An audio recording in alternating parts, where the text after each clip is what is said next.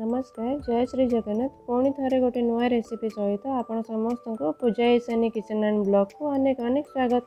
आज रेसिपी होउची मशरूम मटर करी बा छतु मटर तरकारी।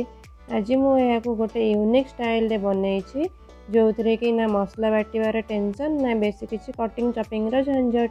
जो मैंने हॉस्टेल रोथे कि मिक्सर ग्राइंडर जदि नथिबो पाखरे आपण ये रेसिपी को इजीली ट्राई करें। रेसिपी भल लगे लाइक शेयर करने सहित चैनल नुआ थे प्लीज चैनल को सब्सक्राइब करने को अनुरोध रहा।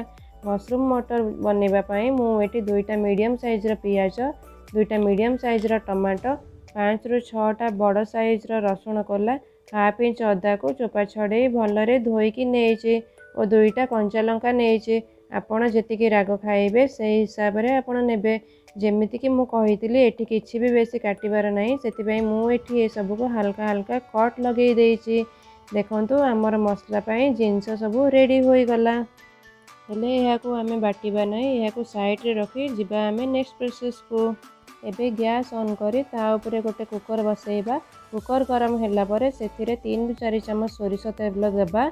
तेल इठी गरम हो गलानी तापरे आमे सेथिरे हाफ चम्मच जीरा देबा। जीरा फुटला परे एबे सेथिरे गोटिए तेजपत्र, 5 ରୁ 6टा गोलमरीच, गोटिए लवंग और छोट खंडे डालचीनी देई मसला पाई रखिथिबा पियाज, रसुण, अदा, टमाटो, कंचा लंका को देई भलरे गोली दबा।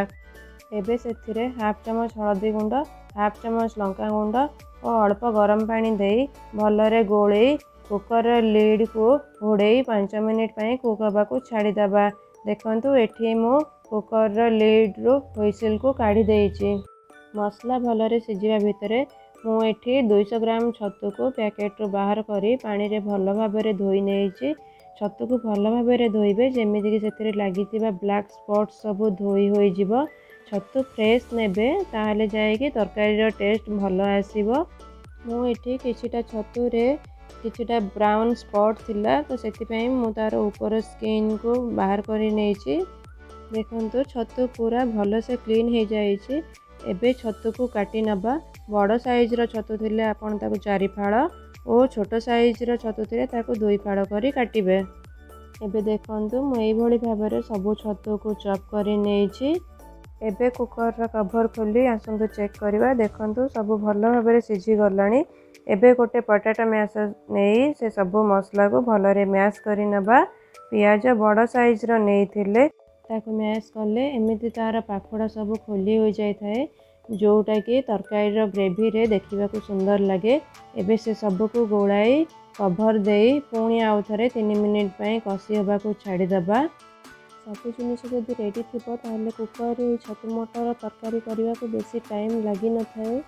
3 मिनिट हो गलानी। देखंतु मसला पूरा कसी हो गलानी, बास्ना भी बहुत बढ़िया आसुची। एबे सेथिरे काटिकी रखिथिबा छतु और गोटे बाउल फ्रेश ग्रीन मटर देई दबा। एबे मार्केट रे ग्रीन मटर मिलुची तो आपण चेष्टा करिवे फ्रेश ही नबा को, तरकारी रे टेस्ट बहुत बढ़िया आसीबो। एबे किछि बेसिक मसला जेमिति कि हाफ चम्मच जीरा गुंड, गोटे चम्मच धनिया गुंड और गोटे चम्मच एवरेस्ट मीट मसला और किछि कस्तूरी मेथी को हाथ रे क्रश करी सेथिरे दे दबा और स्वाद अनुसार लूण दे भल भाबरे से सब को गोळेई दबा। मसला सहित छतु और मटर को भल भाबरे गोळेई सारला परे कुकर लीड दे 3 मिनिट पई कुक हवा को छाड़ी दबा। एई टाइम रे गैस रो फ्लेम को मीडियम रखिथिबे। देखंतु 3 मिनिट हो गलानी। लूण पकेଇବା द्वारा छतुरु केते सारा पानी बाहरी गलानी। एबे सही पानी मरिबा जाए भलरे घोड़े घोड़े कसी कसी हमें छतु और मटर को कुक करबा।